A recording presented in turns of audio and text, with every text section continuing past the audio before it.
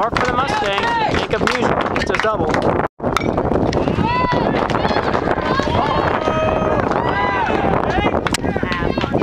He's out. Atta boy. Good eye, kid. You're all right.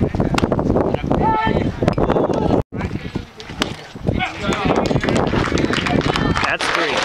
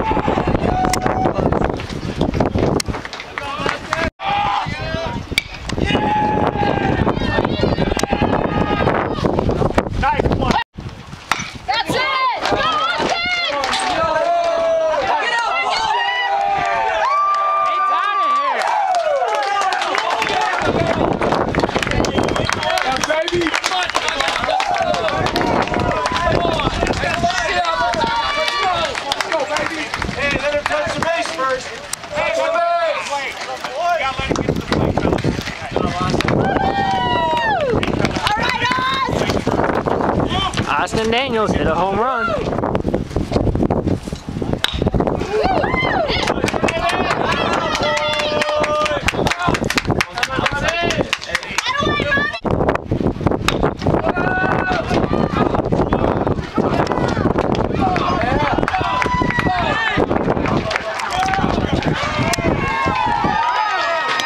That's 2 RBIs, giving David Detman first base and sending Austin Daniels to third.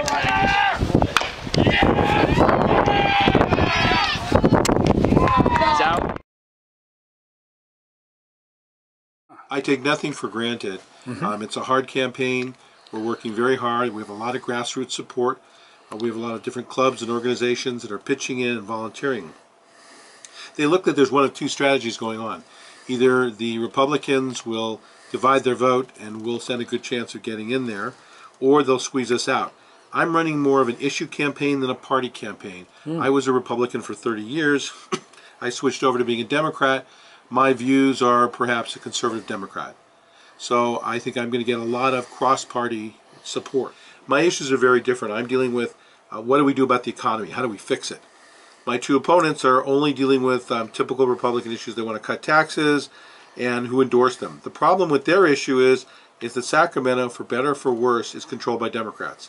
If you want something done, you have to be part of the majority party and convince them. So I'll be able to hold the line on taxes. They won't. That's really the bottom line. And I've got some very positive ideas on improving the economy.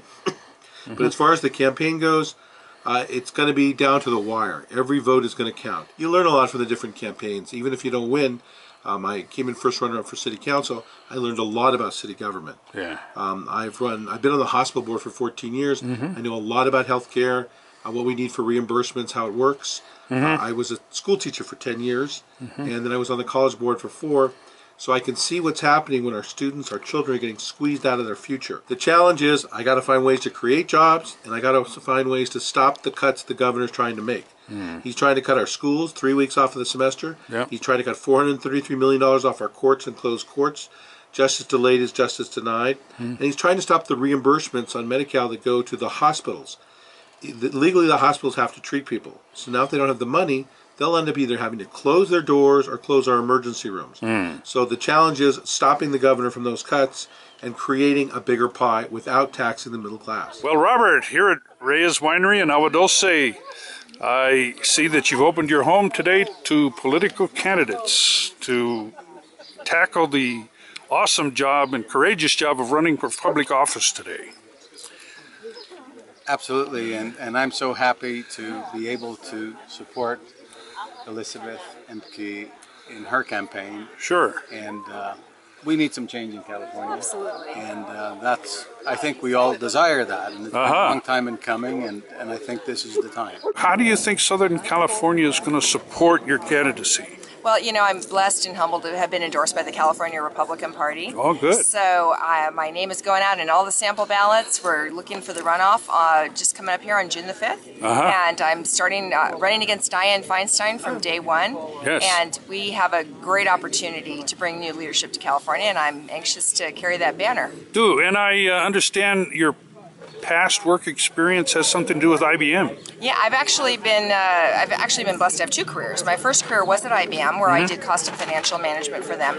I actually used to be downtown Los Angeles for a while, and then out in Norwalk with IBM, and then went up to the Bay Area doing finance work. I see. My second career was more of a draft when my son, who's now 19, was diagnosed with autism, and I became Vice President of Government Relations for Autism Speaks. I've done multiple pieces of federal legislation, bills in 30 different state houses, and really understand the process, and most importantly, understand that we need new leadership back in the U.S. Senate. What would be your top priority, or 2 priorities, or 3 priorities? I'm going to give you 3. But not a lot more than that. Yeah, okay, I'll give you 3. That'd be you know, good. We've got to get our economic house in order. It's job one, and it actually pertains to everything else. Sure. If we're going to get our economy growing again, we have to address the debt in a meaningful way. We have to fix Washington, which means reeling back in the egregious regulatory environment that we have right now that affects especially those of us in California. Sure. Makes it impossible for businesses to do work here. We have to reform the tax code. We're bleeding businesses overseas and out of state. Sure. If we don't correct the fundamental economic problems that we face, we can't bring jobs back until we do. So that's job one. It's about the economy. That's what Californians care about right now. And most importantly, Dianne Feinstein's been in the Senate for 20 years and has not been able to deliver for California. We now have the higher unemployment, 30% higher than any other state, and it's clear from anyone who's looking that California is in dire need. The main points for the Latino community is jobs. Okay. And the situation with the state of California. So that hits home, and that's what they're going to be looking at. So it's vote one by one, and that's what we're working on.